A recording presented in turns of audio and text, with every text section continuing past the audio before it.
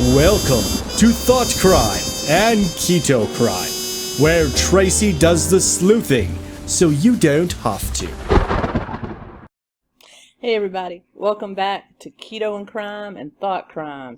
Today is part 1 of 2 episodes exploring the recent murders of J.J. Vallow and Tylee Ryan. I'm going to do part 1, will be an in-depth synopsis, tomato, but in-depth synopsis of Lori Vallow leading up to the days just before the crime.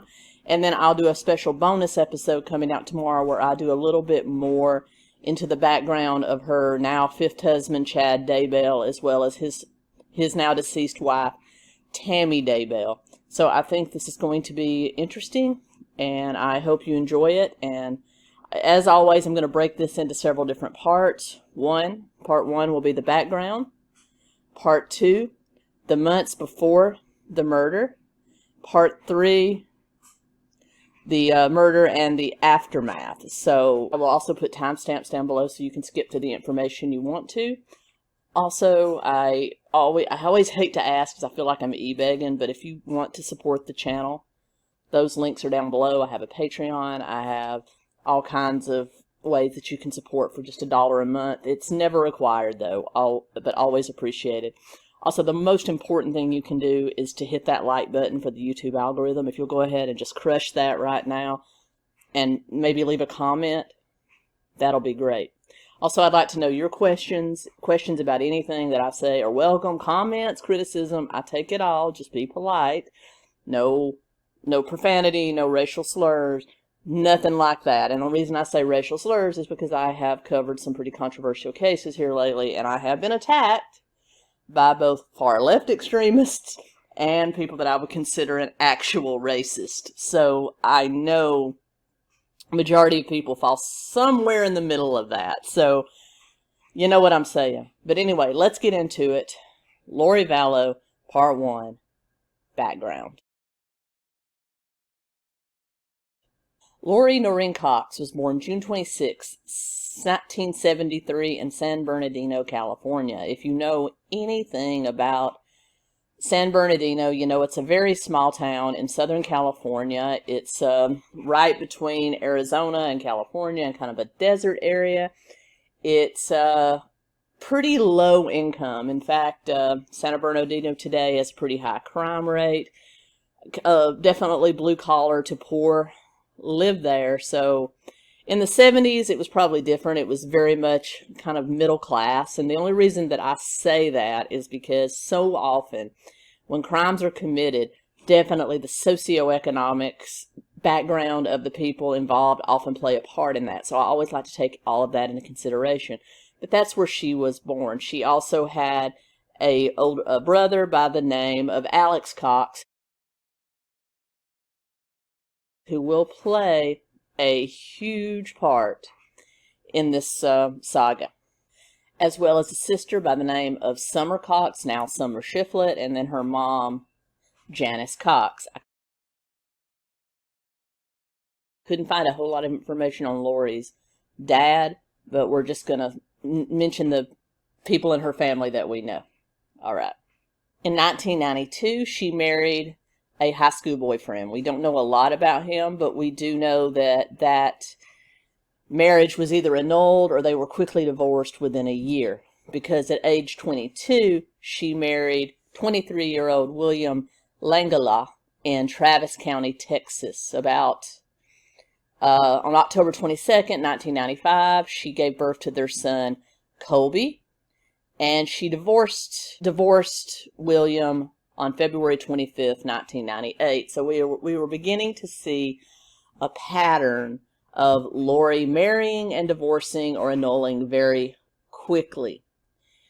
She was already kind of enrolled in what is known as the Latter-day Saints or the Mormon religion, and I am going to insert a clip here of my summary of the Mormon religion in my Cult Watch video on Mormons. And if you want to see the entire video, I'll link it here. But I think it's very important that you understand the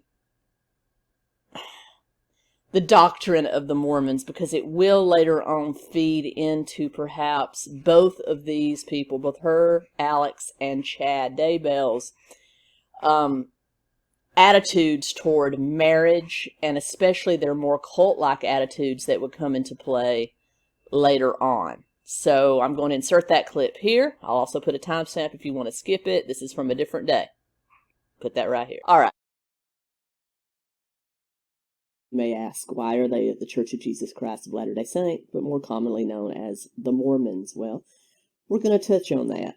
They call themselves officially the Church of Jesus Christ of Latter-day Saints because, unlike most other Christian-based religions, they do not believe that the age of saints, prophets, those kind of things ended with the Old and New Testaments in the Bible. They believe that there are still saints and prophets born and walking among us today, hence the name Church of Jesus Christ of Latter-day Saints, because they consider us in the last days, as most churches have considered us in the last days for many, many, many hundreds of thousands of years, but we're just not even going to get into that.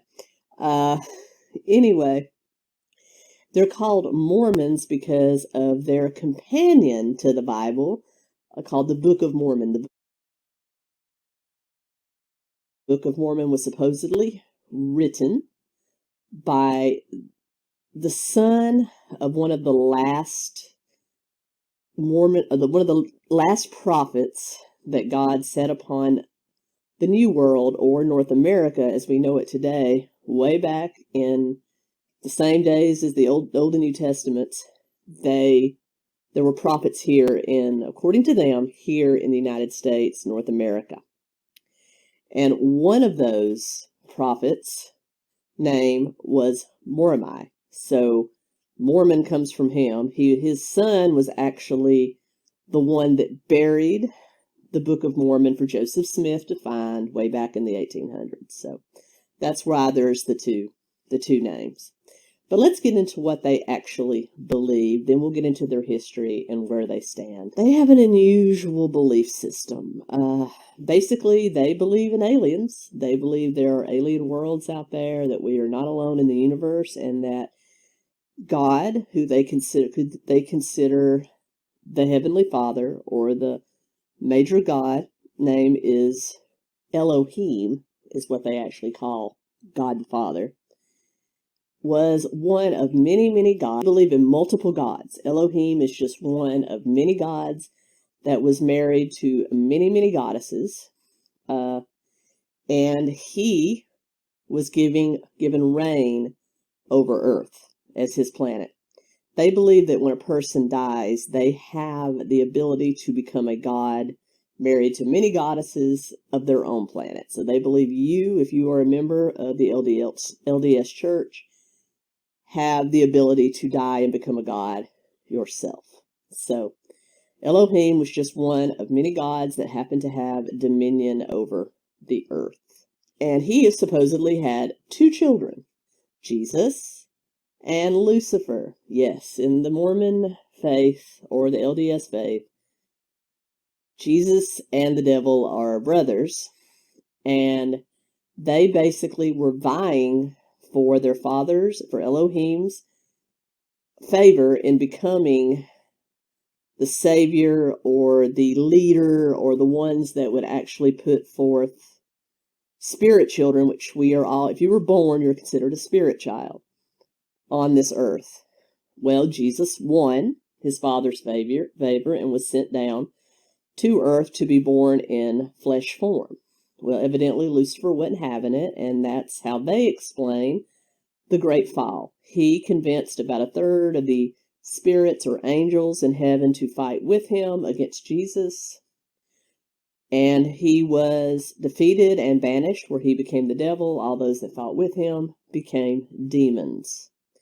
Those that fought with Jesus against him became angels, and later on were born on earth as spirit children with the ability to become a god later on, a god or a goddess. They also believe in goddesses later on. At least they used to. Interesting how that would change later on. Then there was the third of spirit beings or angels that only kind of halfway followed or sort of sat that one out. They were cursed with dark skin. Now, I'm not saying this because I believe in it. I'm saying this because this is what I've studied and what I've read. They believe that people with dark skin are descended from these lukewarm spirits and will never have the ability to become a god themselves. And that's how they explain the black or dark skin races. Now, they've backed this up a lot, as you can imagine, over the years, but it's still there in their doctrine if you dig far enough. So they believed that dark skins were the actual people or the actual angels that only halfway supported Jesus, and so they really weren't true, if that makes sense. And also later on, after Elohim and his goddess wife, who is unnamed, came down to earth in flesh form, they became Adam and Eve. The same creation story there. You had Lucifer coming up to basically fool his father's prodigy, the fall. It's all pretty much the same there, except they believe the Garden of Eden was somewhere near Branson, Missouri, instead of in the Middle East. So that's how they believe it. They also believe that the story of Cain and Abel was exactly the same, and that more dark-skinned people came from being descendants of Cain. That all these spirit angels that came down that were born with black skin were born with the mark of Cain. So that's how they explained it. And for the longest time, I would say up until the late 70s, African-American people or dark-skinned races were not allowed into the Mormon temple. Like I said, they backtracked on that a lot, but it's there. And so Jesus was chosen after Elohim and his wife created mankind below, and then they needed the Savior. Elohim came down from heaven, took the form of flesh, had sexual relations with the Virgin Mary, and then she gave birth to Jesus in man form, and then you have the same story of Jesus and the apostles that you would have in the Bible. Now, except they definitely don't believe in the virgin birth, if you know what I mean. Now, they believe he went through the same trials and tribulations on earth as presented in the Bible, but they also believe when he was crucified, instead of just remaining in the tomb and going down to hell, like is sometimes put forth in some versions of the Bible, and freeing the souls already sent to hell, he also journeyed to North America and proselytized and sealed the saints here in North America, which were, of course, the Native Americans that were already living here. And those Native Americans, they believed, were two lost tribes of Israel that somehow made it across the ocean to North America, and they were divided into two sects. You had the Lamanites, which were dark-skinned. There that goes again. And the Neophytes, which were light-skinned. After Jesus ascended up into heaven and then went back over and then ascended again, I suppose, there was a great war between the Lamanites and the Neophytes here in North America, and the Lamanites won. They vanquished all the white-skinned Neophytes. There's that skin color again. And it was from the lost tribe here, the Neophytes, that the Book of Mormon came. Among the Neophytes was a young man by the name of Morman, who was a prophet that had supposedly been visited by Jesus at the age of 15, had written what is to be known now as the Book of Mormon on several tablets. These were passed on to his son Moroni, who was one of the last Neophytes left alive after this war, and he trekked into the mountain range near the Adirondacks in upstate New York and buried them in the earth with a magic viewfinder. I guess it's a Viewmaster. You remember those? That would help someone appointed by God later on to find them and know what happened here in North America. According to this, Moroni died, and then later on, returned to Earth as an angel and appeared to a young prospector, a young gold prospector who was famous for telling tall tales by the name of Joseph Smith. And so she divorced William February 25th, 1998. And then in 2001, Lori married Joseph Ryan Jr., who legally adopted Colby. Colby goes by Colby Ryan to this day. And they had Tylee, one of the victims of this crime, that was born in 2002. They divorced August 13th, 2004. The divorce was finalized in 2005. Not a whole lot about what actually went on in their marriage, but I'm beginning to think it was just some sort of dissatisfaction on Lori's part. You'll see that as kind of a prevalent theme going forward. She would marry men, have children, and then just kind of get dissatisfied with the whole marriage institution. She believed she was meant for more. She seemed to have this attitude that she was ordained by Heavenly Father, which is what a lot of Mormons refer to God as to be something more. And lots of times her marriages and even her children got in the way of that. So it may not have been the exact stated reason why her marriage to Mr. Ryan ended, but I'm going to say it was probably a factor, because we'll see that later on after she marries Charles Vallow, that played a very distinct part in why that marriage ended. It's also interesting to note that in 2007, Lori's brother, Alex Cox, attacked Joseph Ryan, who tasered him and then threatened to murder him. He pled guilty to the tasing and was sentenced to 90 days in jail. Fine. Now, I think you'll see a pattern there forming, because Alex would also be would also be implicated in the murder of Charles Vallow years later. So Alex seems always kind of played a part in his sister's life.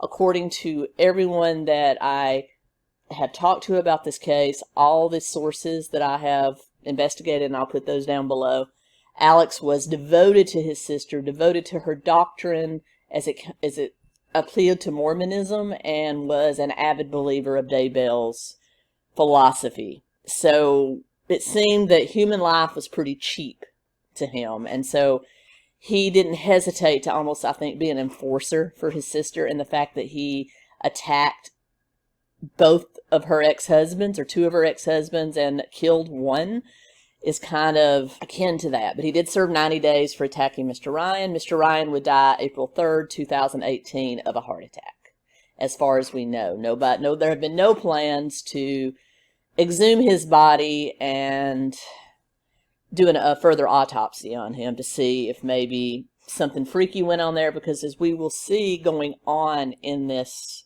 saga, death kind of follows them. In fact, I'm probably going to title this video Death Follows Them, because that's kind of what we're seeing. Less than a year after her divorce to Ryan, but prior to her brother attacking him, she met and married Charles Vallow, February 24th, 2006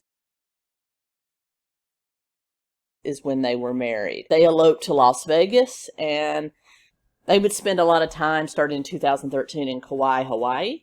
But before they officially moved there in 2014, in 2013, they adopted JJ, who was the biological son of Charles's nephew by his sister, Katie Woodcock. Now, Larry and Katie Woodcock, who will play an important part in this later on, had been trying to care for that boy because their son could not, and neither could the mom, evidently. I don't know the parameters there, but we do know JJ was autistic, and I'm sure that had a lot to do with it. Maybe they couldn't afford the special care. Anyway, but Larry and Katie were in the midst of owning a business, trying to grow that business, and they couldn't actually care for JJ. So Charles and Lori adopted him just before their move to Kauai, Hawaii in 2014. JJ had been born in 2012. So he was just a little guy, 2 years old, when he was adopted. And from the moment he was adopted, he was the apple of older sister Tylee's eye. She loved him. She was always with him. She did admit sometimes he could get to her, but for the most part, she loved him and never let him out of her sight. So it's only, I guess, predictable that what happened to them. Now, the Vallows are living in Kauai, Hawaii. And Lori is getting more and more into her religion and really starting to play into this, that the end times are coming and she wants to know more, and she feels she's really been tapped or sealed in the forehead, according to scripture, to lead people during the last days. She really was expecting herself to lead the 144,000. I know you've heard that term thrown away a lot, but in the book of Revelation, it talks about 144,000 taken from the original 12 tribes that will be kind of a saintly army, so to speak, during the last days. And she really felt she was tapped to clear the way for these 144,000, and that was feeding into her. So she started digging into apocalyptic scripture, apocalyptic literature, even if it was fiction, and that's where she discovered Charles Daybell's Standing in Holy Places series of books.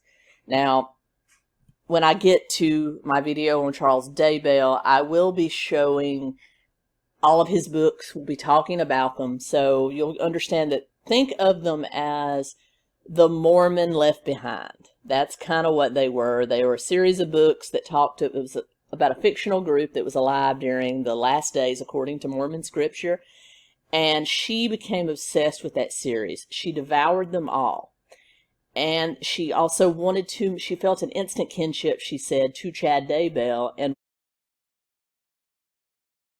wanted to meet him. So she set out to make herself kind of a celebrity like he was in Mormon apocalyptic literature and religious literature. Now you have to realize that the things that, and we'll talk about this more in Daybell's video, the things that Daybell taught were kind of counter what the Mormon church actually teaches. So a lot of Mormons had already split ways with him, and he was kind of forming their own cult. Literally, that's the way. And so she was drawn to their teachings of the supernatural and being able to speak to the dead and being able to recognize zombies. That will come in to play a huge part in the later crimes. But in mid-2017, the Vallows moved to Arizona. And then later on in 2018, around December, she actually was able to appear on a podcast with Chad Daybell himself, calling Preparing a People, and the episode is entitled Time to Warrior Up. I have looked extensively for this podcast, or re-upload of it, but that podcast has definitely buried that very well. They don't want their name associated with Daybell or Vallow, so that's hard to find. But if you find it, please drop it below, because I would very much love to be able to listen to that and maybe add on to this video later. While living in Arizona, Lori would become acquainted with a young woman by the name of Melanie Gibb, who will play a huge part in the saga later on. In fact, her name will be brought into it falsely in a lot of ways, and also her almost 2-hour interview with East Idaho News, which that's down below in my sources, is a very interesting listen if you ever want to take a listen to that. But she kind of had a ringside seat to this. She was a traditional Mormon when she met Lori, and then she kind of became fascinated with Lori's interpretation of things, and she also read Chad Daybell's books. And then when Lori met Chad Daybell in late 2018, she said that she noted a humongous change in Lori's attitude. She became a little more pious. She instantly had an attraction to Chad, and Melanie, pretty much suspected from the first that they were having some sort of affair, even though Chad was still married and living in Salem, Utah, to his wife Tammy, who was the mother of their 5 children. And Tammy still did a whole bunch of work for him for their publishing group, Spring City Books. that some weirdness was starting to form. Not only was Lori talking about Chad all the time and just lighting up when she talked about him, talking about how she really felt a kinship to him, but then things started to turn a little more, what's the good way of saying it? A little more, or the otherworldly. When she actually started saying things like her and Chad had been appointed to be able to recognize when someone was possessed by an evil spirit. And these people that were possessed by evil spirits were called zombies. And they also started saying they had premonitions. Chad had come over to visit her in her house in Arizona, and she actually took Melanie to a closet that Chad had supposedly done some sort of blessing on, and she said that she could go into that closet and actually talk to Chad. Yeah, we're getting into that. I don't know if maybe some mental illness was taking over. I would be interested to see if they ever do a psychological eval on either of them, but there's something a little cray going on here. But anyway, not only that, she started accusing people, according to Melanie, of being zombies. That is, they had been possessed. And she started talking about her own husband, Charles Vallow, saying that he was a zombie, no longer had a soul, and was essentially trying to stop her from fulfilling her destiny of leading the 144,000 during the final days. And as a result of that, in February 2019, Lori told Charles that she felt he was in her way. She no longer cared about him or their son JJ, and probably Tylee too.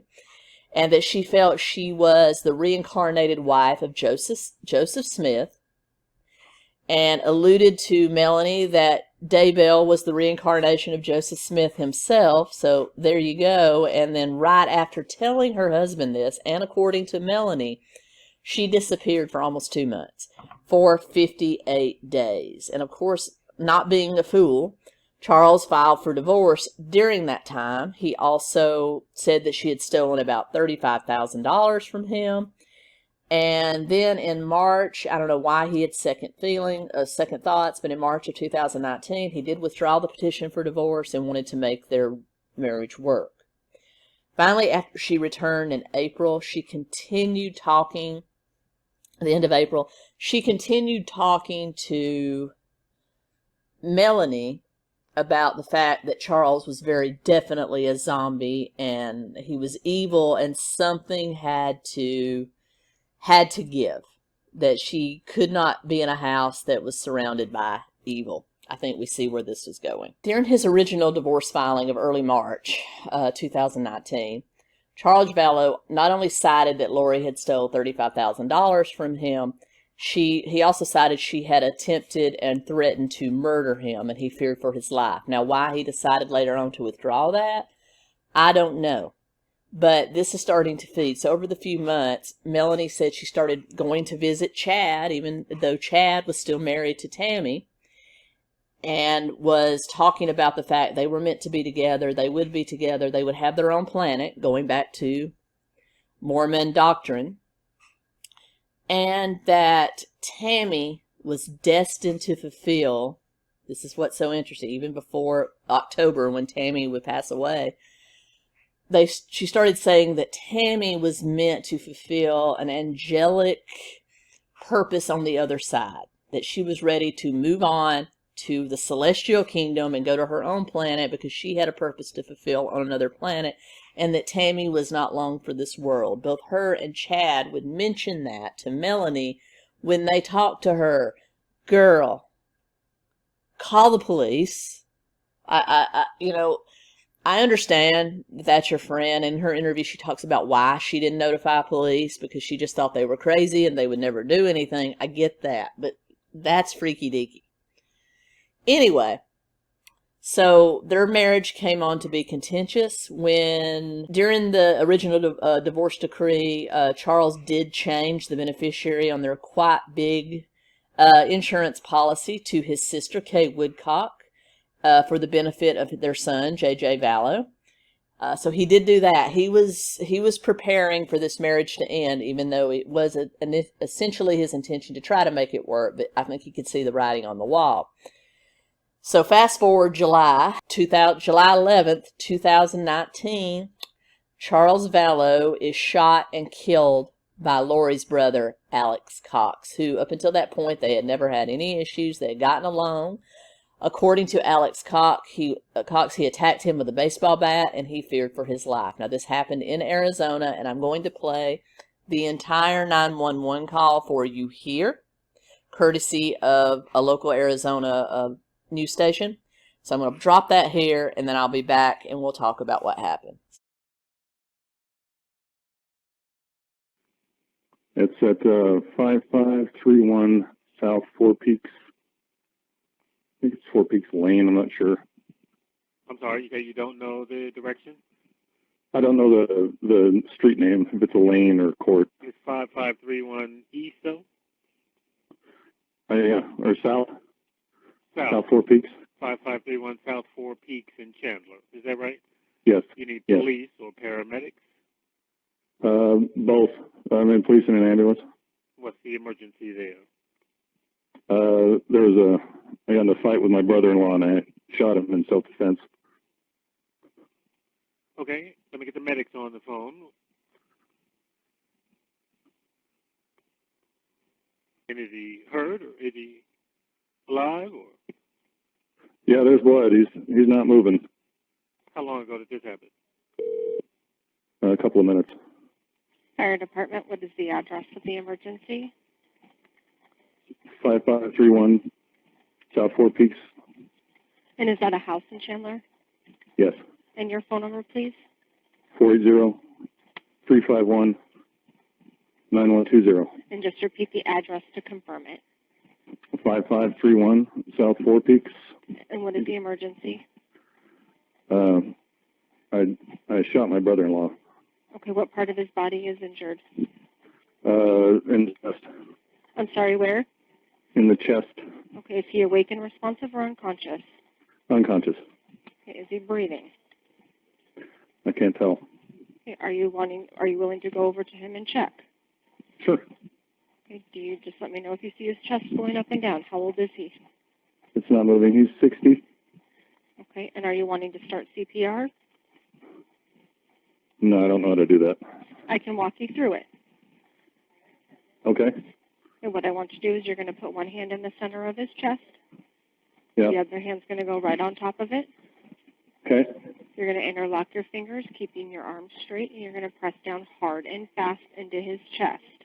You're going to go 2 inches down and fairly quickly. 1, 2, 3, 4, 5, 6, 7, 8, 9, 10, making sure his chest goes up between each compression.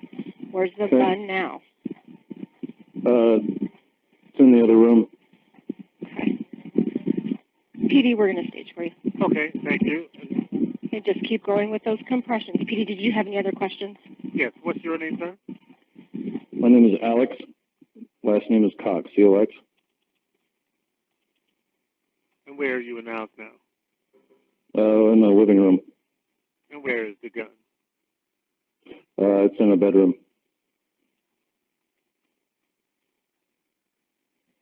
Who else is there in the house with you? Just me. What gun is it? Was it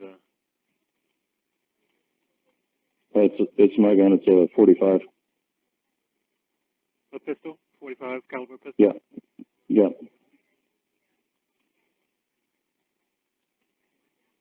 What's his name, your brother-in-law? Charles Vallow. His last name, I'm sorry? V-A-L-L-O. Vallow. V like Victor or G like George? V like Victor. Okay. Well, police and medics are on the way to help you.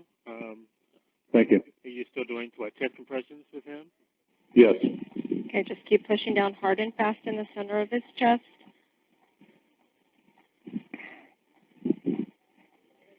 How long ago did this occur? Did it just happen? Yeah, maybe 5 minutes before I called.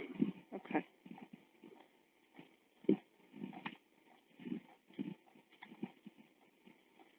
Make sure you're still pressing down at least 2 inches into his chest, and it comes up with each compression. 1, 2, 3, 4, 5, 6, 7, 8, 9, 10.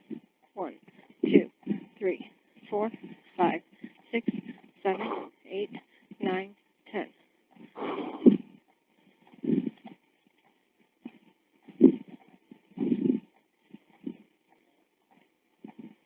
Okay, were you guys arguing when this happened? Yeah. Okay.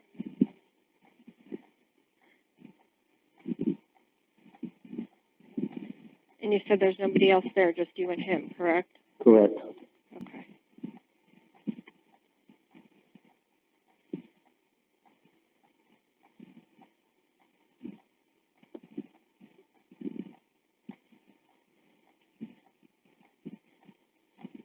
Could you just let us know when it's secure? Certainly, we'll do that.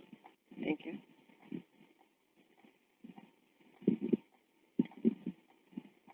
Was he armed also, or just you, or what happened there? Yeah, he came at me with a bat.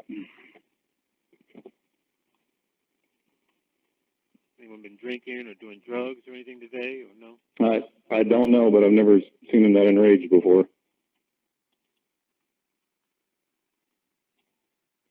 Does he live there with you, or where does he live? No, he lives in Houston. He's what, married to your sister? Is she? Where is she? Correct. I don't know. I think she's taking her son to school. Okay.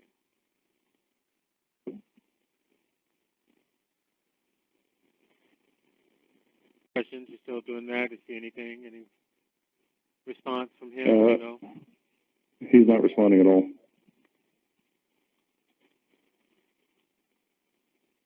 Some officers should be there. Let me know when they get inside to you. Is the front door open? Yeah.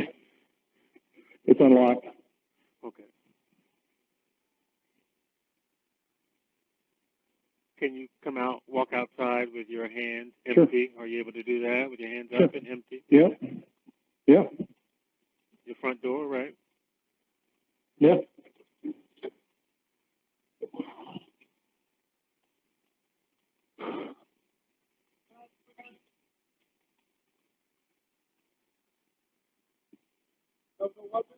No weapons on me. Yep. Yep. Yep. No one else is in the house.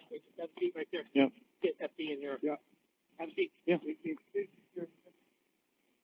some ID on you, sir. So, no charges were ever filed against Alex for this killing.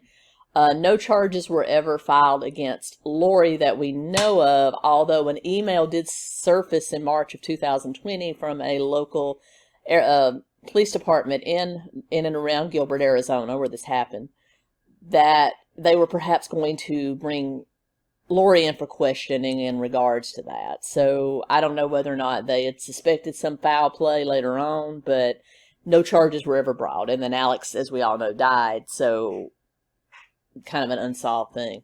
But anyway, July 12th, 2019, Lori just matter-of-factly calls Charles grown children by his first marriage and tells them that their father was dead. She had no idea what the arrangements were going to be, but it would be quick. And then she pretty much texts back and forth with Charles' son as the son tries to figure out what happened to their father, and she just blatantly does not answer them. So it's almost as if, okay, I removed this obstacle from my life, and now I don't care about even talking to you. And then after according to Melanie, after she found out that Charles had indeed changed the beneficiary on the life insurance policy, she was incredibly angry. Incredibly angry. So it was this time that they started talking about the possibility of her rehoming JJ.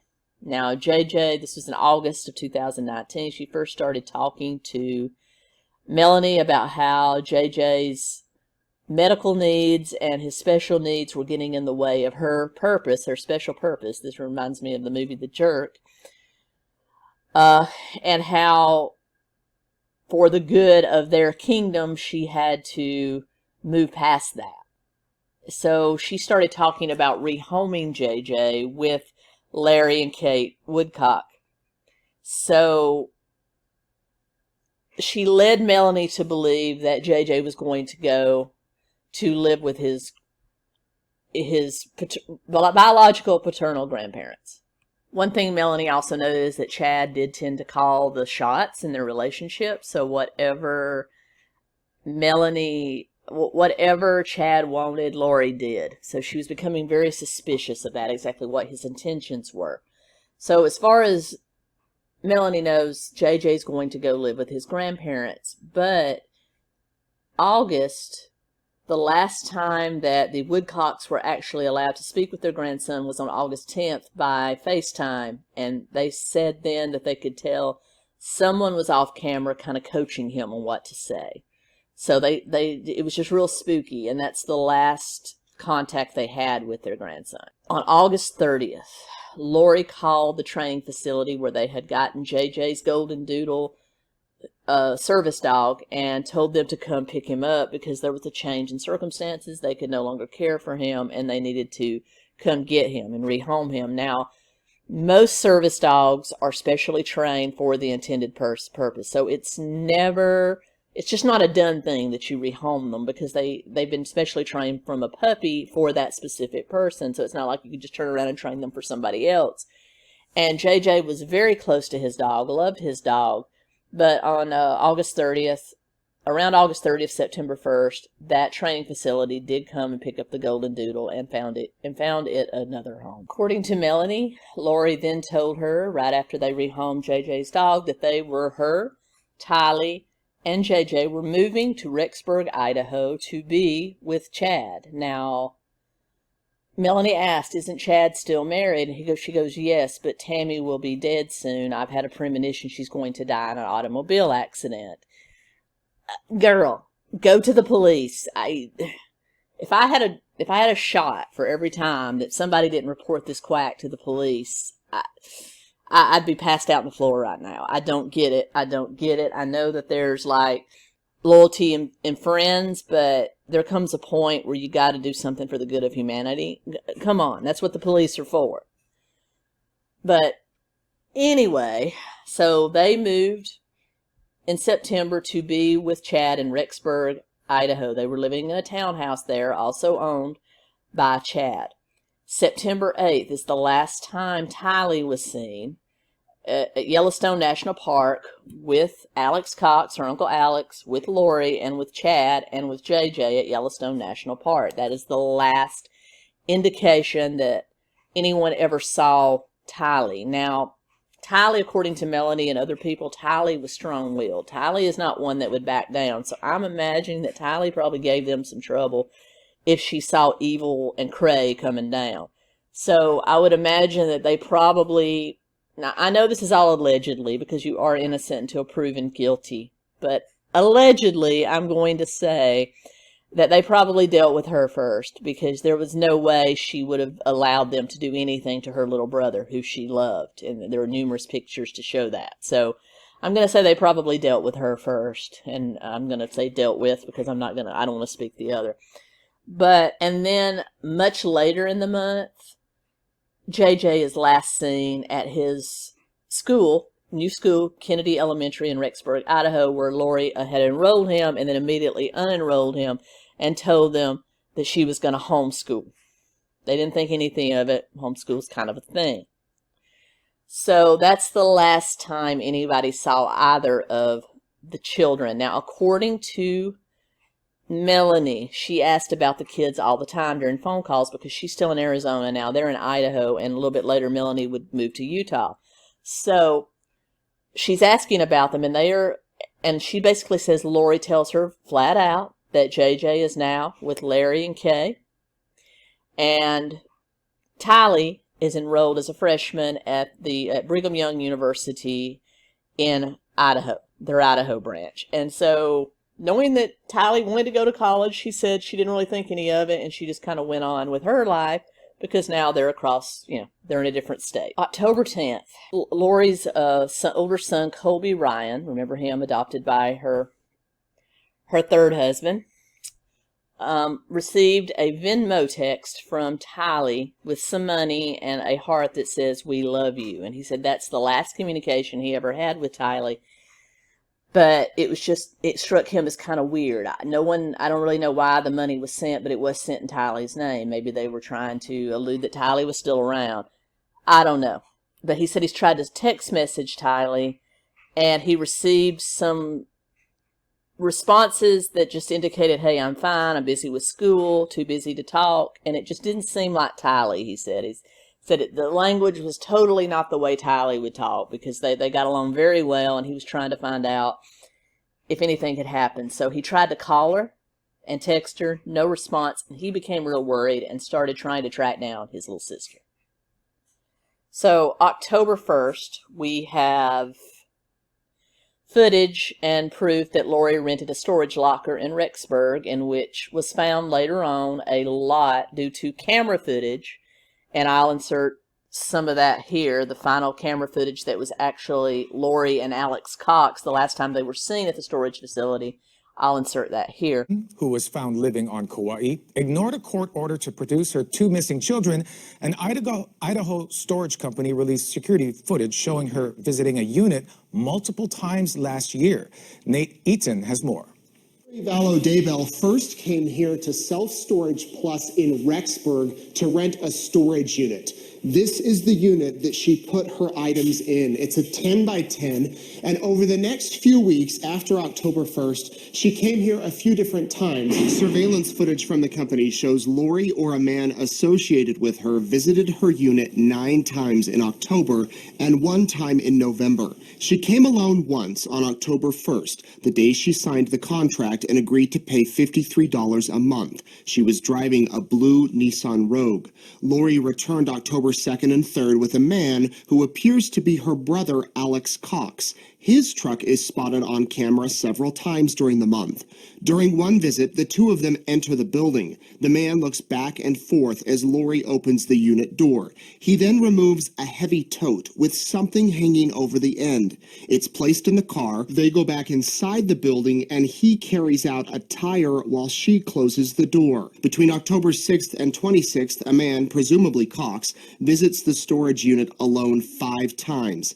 Cameras show him dropping off a variety of items, including gun cases. And then on October 28th, 2 men are seen moving bikes into the unit. During October, the visitors are seen with large, heavy totes. Sometimes they put things in the unit, then remove them within days. The last time anyone visits the facility and go to her townhouse for a welfare check on JJ. The next day, November 27th, officers serve a search warrant at the home and then go to the storage unit with a search warrant. Inside, they find bikes, a scooter, winter clothing, a photo album with pictures of the children, sports equipment, a backpack with JJ's initials, a jersey with Colby's name, Lori's oldest son, along with ice skates and blankets, one showing photos of JJ, the other with pictures of Tylee. Detectives photographed everything, notified the police. Workers say officers have not returned since the end of November. But in that was found all the children's possessions. Toys, clothes, JJ's backpack that he never went anywhere without was all found in that storage locker. So October 1st is when this was rented. Now, there are some other crimes that happened to this family back in Arizona. Brandon Bordeaux, who was Lori Vallow's nephew-in-law, was the victim of was the attempted victim of a drive-by shooting in Gilbert, Arizona. Now, if you've ever been to Gilbert, Arizona, you know how upper middle class it is. I can't imagine what kind of drive-by shooting would happen in Gilbert, Arizona. So gang activity doesn't happen a lot in Gilbert, so everybody was kind of suspect that someone else had something to do with it. I don't want to say that Chad and Lori again has tried to commit a crime, but it came from a Jeep Cherokee still registered to Charles Vallow, so you draw your own conclusions there, allegedly.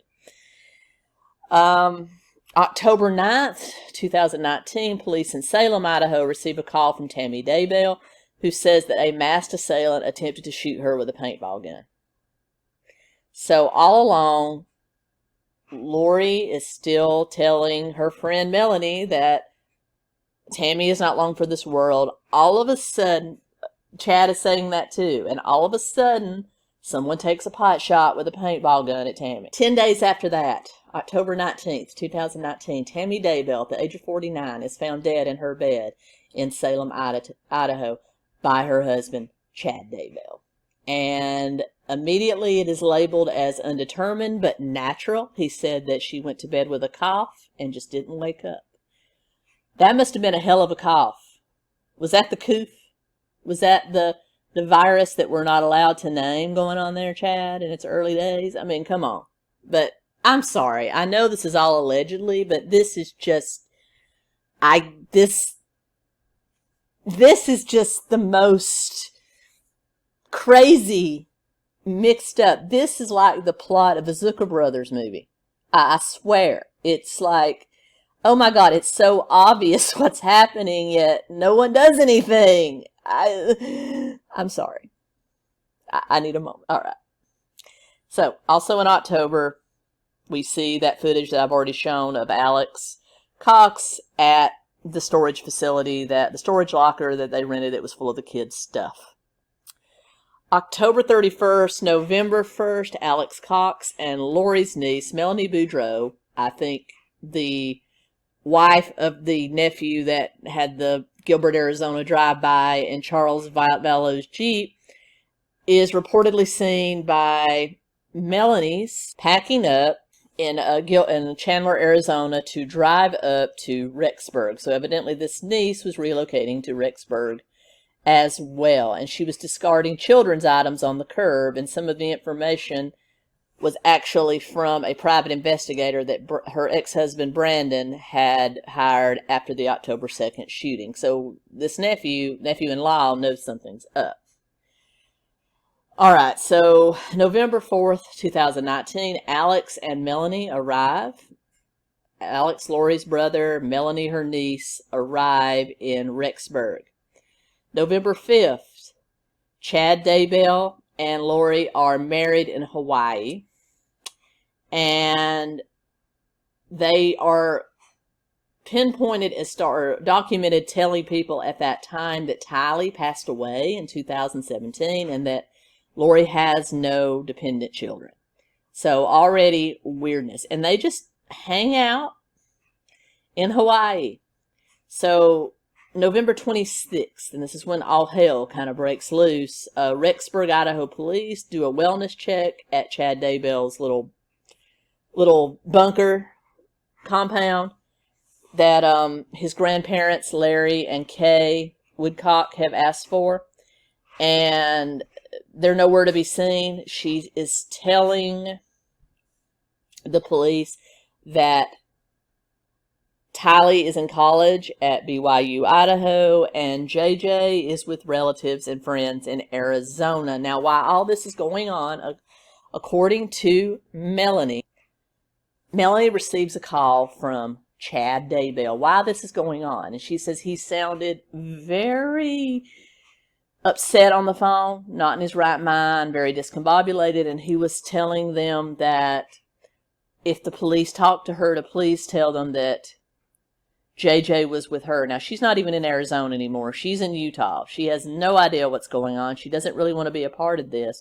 But Chad just kind of spits all this out and hangs up. Later on, after the welfare check was over, Lori calls her and tries to explain that she fears that the Woodcocks and perhaps the Bordeaux's and everyone else is trying to kidnap JJ, and she has to keep him safe. So if she would just please say that JJ was on a trip with her to Arizona, maybe go to a movie, see Frozen 2, take some pictures of kids there so it looks like there was a happy outing, she would very much appreciate it. Well, Melanie wants no part of it and says that she won't.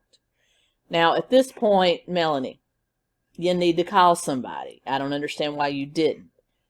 But anyway, let's move on. From December 2019 through January of 2020, receipts surfaced that Lori had been using her dead husband Charles Vallow's Amazon account. In fact, She ordered her own wedding ring and had it sent to the townhouse they were moving into in Rexburg even before Tammy was dead. So, number one. And then you had the Woodcocks. You had Colby Ryan. And you had other people with concern for the whereabouts of the welfare of Tylee and JJ, doing things like offering $20,000 reward for information, hiring private investigators. So the heat is on. You have the FBI, the local police, all swarming on his compound to try to find them. Meanwhile, they're sunning it up on November 26th. So they continued their little extended honeymoon in Hawaii all the way into January. On Sunday, January 26th, Lori is arrested by Kauai police and extradited back to the mainland to Idaho, where she is submitted with a court order where she has to produce the children for a welfare check by the judge by January 30th. She does not, and she's thrown in jail where she's sitting today. In the meantime, Chad Daybell would not talk to press. He would not talk to police about it. And then we all know what happened just recently, a few days ago in June of 2020. Police raided his compound and found the bodies of JJ and Tylee there. Now, we still don't know what happened, but I can only imagine it had something to do with the fact that she was telling people either A, she didn't have kids, that they both had already passed away, or that JJ was a zombie. I mean, you don't have to be a genius to connect the dots there. So the only question that remains is what happened, why, and what their ultimate plan was. And also the fact that when the police went to the compound or the property, they knew exactly where to dig. So there's some question there. How did they know where to dig? Either there was surveillance going on, which there probably was, or Lori, sick of sitting in jail, turned on herself and Chad and told them exactly where they were. But they both sit in jail in Rexburg, Idaho. Chad is sitting for basically hiding evidence and lying to conceal evidence, a bail of over $1 million. I think the only reason that it's that high is they probably suspect he had something to do with the murders. Lori was sitting in jail with an over $1 million bond that has recently been reduced, but not very much. So I think we can probably pretty much ascertain that, yeah, they're going to be sitting in jail for a long time because no one's going to pay that bail. So we just have to wait for the trial and the investigation to unfold. I will keep you posted. I hope you've enjoyed this walkthrough of Lori Vallow's life, history, and the timeline leading up to what we know now. Tune in tomorrow where I will have a background video on Chad and Tammy Daybell so you can really understand what kind of man he is and what probably spurred this cult-like behavior that we're seeing. Also, we also know that Alex Cox died of a supposed, I forgot to mention that because so far there have not been any implications in Alex Cox's death. It's still presumed that he died of natural causes of a blood clot in his lung, and so far no orders have been given to exhume his body, although Tammy Daybell's body was exhumed in December of 2019, and we're still awaiting the full report on that. So they do suspect that maybe there was some foul play there, and I'll be interested to see how that pans out. But anyway, that's all for this video. Thank you for sticking with me. Please like, comment, share, subscribe. If you want to support the channel, links are down below. Until next time, Keto Comic.